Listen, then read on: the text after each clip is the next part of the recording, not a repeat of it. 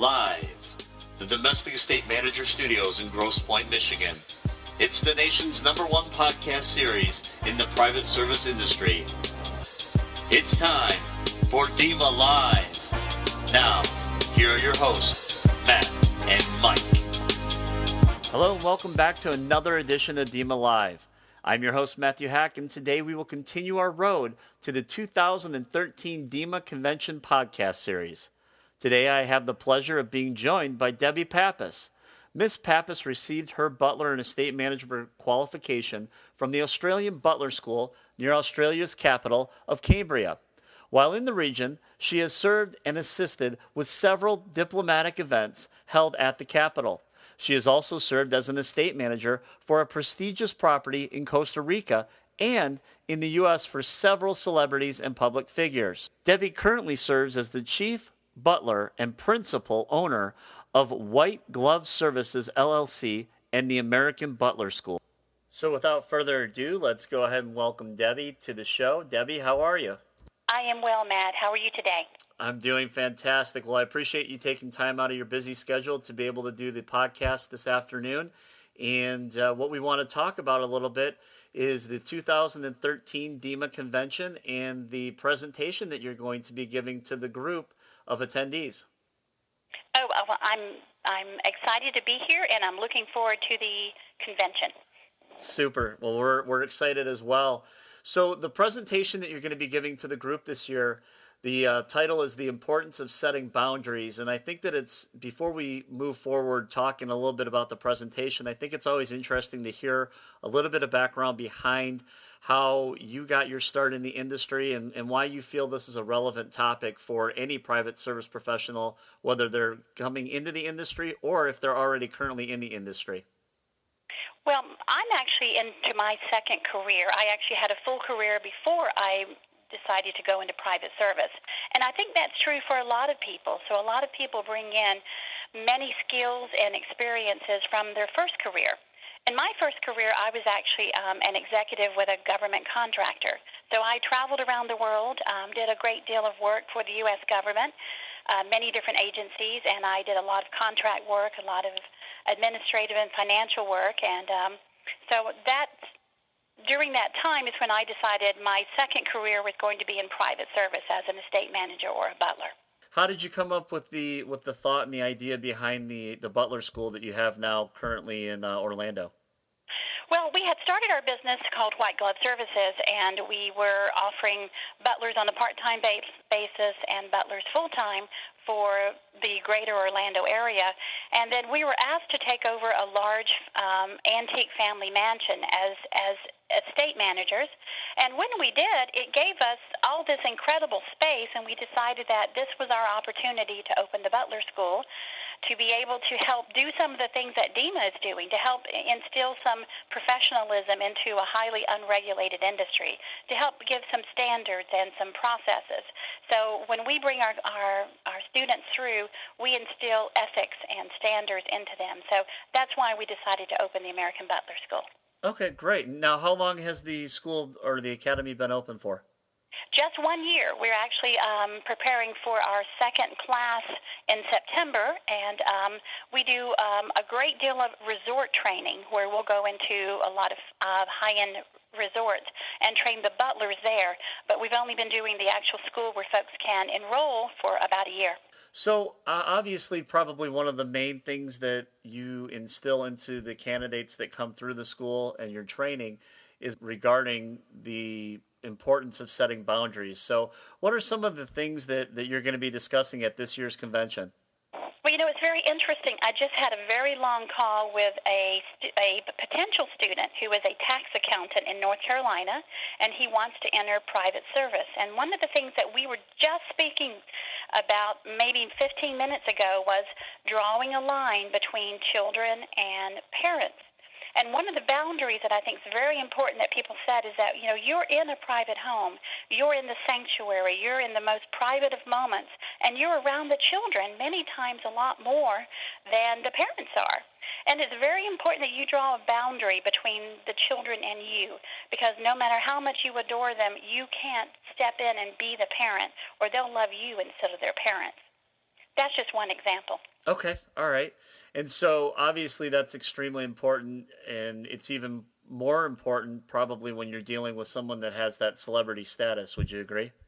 Oh, absolutely. When you're dealing with celebrities and executives who are in the public eye, it's very important that you understand that you are an employee. You can't ever lose sight of that. You have to remember you are an employee, and this is their home. It's not yours, and it's not your children. I think that that's extremely important. So what types of advice or tips can you give to someone who is considering coming into the private service industry, or maybe is having a difficult time with a current employer? Well, I think it's important to set boundaries from the very start, is that you need to know what's expected of you, and your employer needs to know what you expect of them. So during your negotiations for your job, lay down the rules for both sides. Very important that each side knows what's expected of them, because you as an employee can have some expectations as well. I think it's also important to know how to manage your client, because if you don't protect yourself, your client probably won't protect you. So it's very important to lay down the rules about where your responsibilities begin and where they end. So these are just some of the boundaries. Absolutely. And so would you think that a job title might not be as important as maybe the job duties and the responsibilities? I think everyone should have a job description that actually goes well beyond the job title and explains a little bit about what you're supposed to do. You know, we all get caught into that one line on every job description that says other duties as assigned. But it's very important that there is a description of what you're supposed to do, and including responsibilities. Just having the title of estate manager really doesn't say it all, because there's a lot of different types of estate managers. And there's a lot of different responsibilities that might fall in under those categories once you get into the home. And how do you recommend someone handles that if they do find themselves in that current situation of, I was brought in to be the executive personal assistant, but yet I'm still doing a lot of the house management duties? What's your recommendation to someone like that? Well, in any situation, communication is very important. It's important to be able to speak to your client. Granted, it's difficult to tie them down sometimes. But trying to set up in the beginning, if you can, if not, you can do it later, is a communication time period where once a month or once a week you speak to your client face-to-face if you can. So by communicating with your client, you have the opportunity to discuss how you've taken on new roles and you need someone else to assist you. So communication is really the way to handle that. So then, Debbie, what's your recommendation to the private service professional that might find themselves caught in between two principals, where the husband and the wife are giving opposite recommendations or things that they would like to have accomplished? What do you recommend? Do you have them sit down at least once a week to try and sit down with both of the principals? Well, trying to two different clients or two different principals is a lot like dealing with your parents when you're a child. You'll oftentimes go to your mom, and your mom says yes, but check with your dad. You go to your dad says no, but check with your mom. So if you can get them in one place and get them to agree, then you will get resolution. If you go back and forth, it's just like being a child again. So again, this is part of boundaries to me, to define the roles, define how you do problem resolution, and define the responsibilities and the tasks that is expected of you. Okay. All right. No, I absolutely agree, and I think that this is going to be a wonderful presentation for the attendees of this year's convention. So, are there any other tips that you might be touching on while giving this presentation? Well, actually, there'll be lots of tips, and I'll actually be handing out checklists, and I'll be actually handing out some sources as well that folks can use in trying to establish their own processes for setting boundaries. I'll also be giving out some standard procedures that folks can implement themselves just to make the process a lot easier for them. Okay, that's all excellent pieces of takeaways that they'll be able to have at the convention. Now, do you guys also do placement as well? We do placements on a sporadic basis. We do place some of our folks, but we work with a number of placement firms out of Miami and West Palm Beach. So I say we do it sporadically because we do have clients, existing clients, who will come to us and ask us to find somebody for them. But we don't go out and seek placement spots on our own. Okay, all right. So if you're contacted by a principal, then obviously you'll handle those in the appropriate fashion, but you don't necessarily advertise that you're a placement agency. Right. Okay. That's exactly it. All right, perfect. Now, what is the number one thing that you're looking forward to most by attending this year's 2013 convention?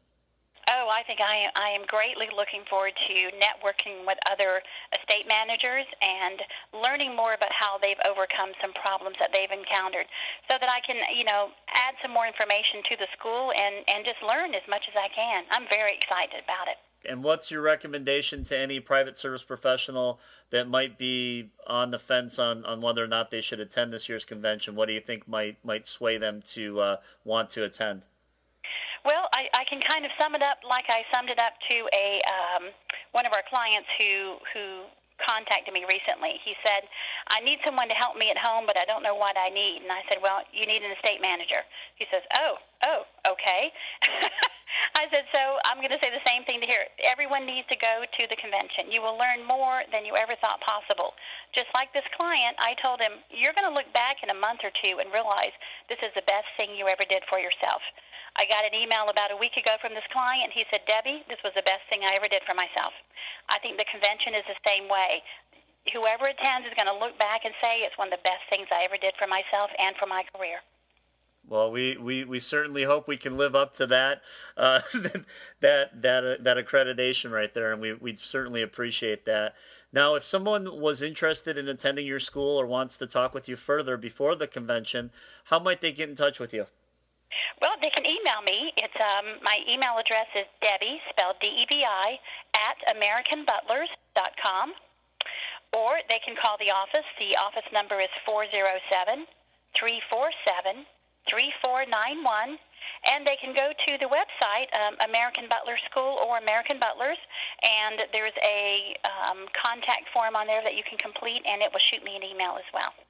Outstanding. Well, Debbie, we really appreciate you taking time with us today and sharing a little bit of insight regarding what you're going to be presenting as far as a topic at the 2013 convention.